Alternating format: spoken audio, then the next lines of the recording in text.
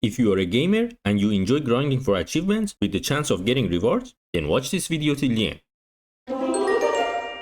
Hello gamers, Cryptokoosha here. Today I'm looking at Overtake, a gaming platform with a live airdrop campaign. And don't worry, they also have a release game that we will take a look at in this video. But before I start, please note I have no investment in this project, nor am I sponsored by them. Now let's get the point. What is Overtake? They say it's a platform for game builders to build and monetize, while users participate in creation, curation, and distribution of gaming content. To put it simply, it's one of those reward apps that tells you to play certain games to get certain prizes, usually with some influencer saying, "Honestly, I was shocked how good this app is."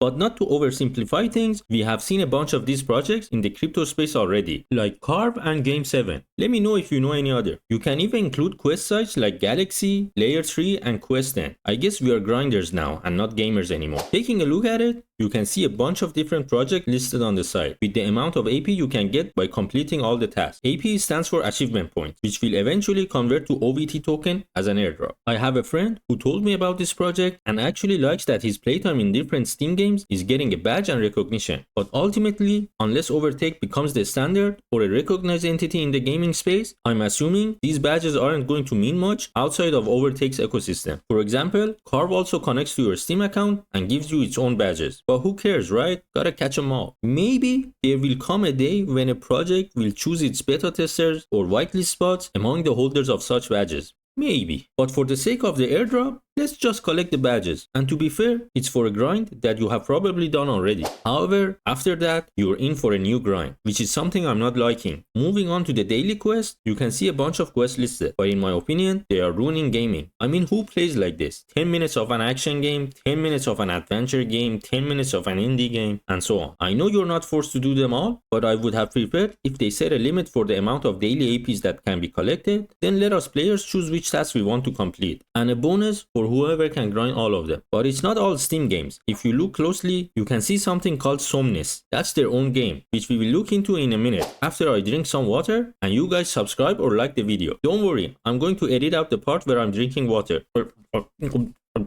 I guess I didn't. What is Somnis? Somnis Rumble Rush is a casual RTS game on mobile. Think of Clash Royale, but with its own twist. There are different game modes, like the campaign, which is a PvE mode, and this is where you need to reach chapter 3 to be part of the airdrop allocation exclusive to Somnis players. Then there's the league mode, which is PvP, but currently it's not balanced, so you might face opponents 3 levels higher than you with higher level cards, who will beat you no matter what. So play this mode only if you have to complete a quest. It's not worth the pain. There are a couple of other game modes, but some I didn't get a chance to play due to lack of players. I guess players are not incentivized to play this, and the general idea of the game is to destroy the opponent's tower, and in most game modes, whoever destroys the first tower wins. That's why in PvE, you just need to drop all your cards in the same lane to get the W. I guess at this point, it's more casual than real-time strategy. And just like Clash Royale, you have different cards like units, buildings, and spells. However, here, except for spells that can be placed anywhere on the map, the other cards are dropped only in front of your tower, at least as far as I have seen. Also note that units placed in different lanes don't interact with each other, so facing real opponents with hopefully similar card levels will require some strategy. But personally, I'm more excited to play the 2v2 mode, as games are more fun with others. The game also has crews, which is the equivalent of clans, and it's going to have its own in-game activities. But what caught my attention is the change leader feature. Although they didn't include leader as one of the 5 roles when explaining crews, but if a leader is inactive for 30 days, they will be changed. First consideration is the next higher rank, and if there are 2 co-leaders in the crew, they will consider who was last online. For a platform empowering achievements and gameplay, this seems like a lazy way to do things. Anyways, now on to the cards and equipment. Here's where the things get a bit confusing. Although they explain how to get the game from App Store and install it, but they do a poor job of explaining the card system. Apparently, there are 4 rarities, with normal and high grade being non-NFT cards, and rare and hero grade being the NFT cards. Then it says you can combine 2 common grades, which I'm assuming are the normal cards, to create high grade cards. And if we assume synthesizing and combining are the same, this non-NFT is unique, which again I don't get, but I want to assume it means you get a new card and not something you already have. But what happens when you unlock all the cards? And what happens if you combine high grade cards? Can you even do that? And then you have the NFT cards. Yes, the rare and the heroic grade cards.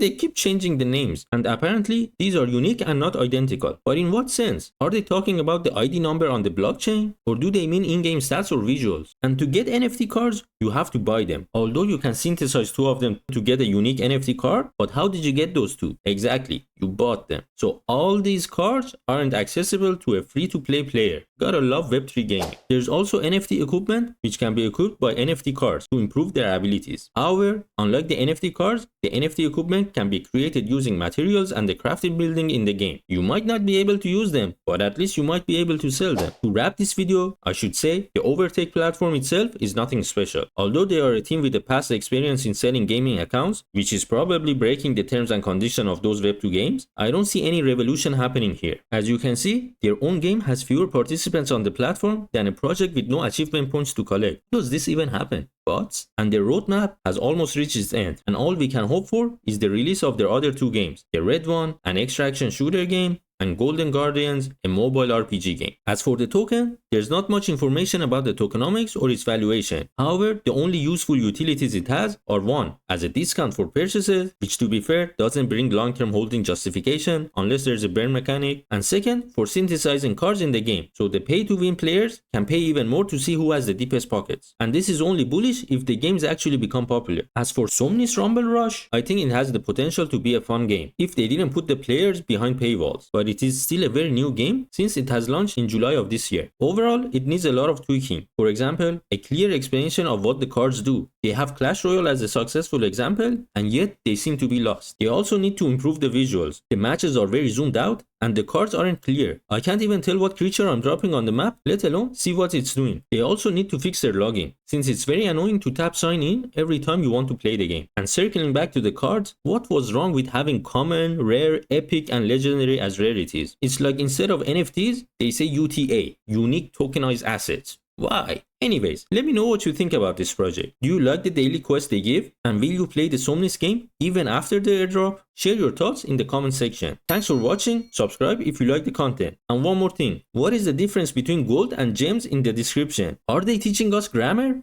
Bye!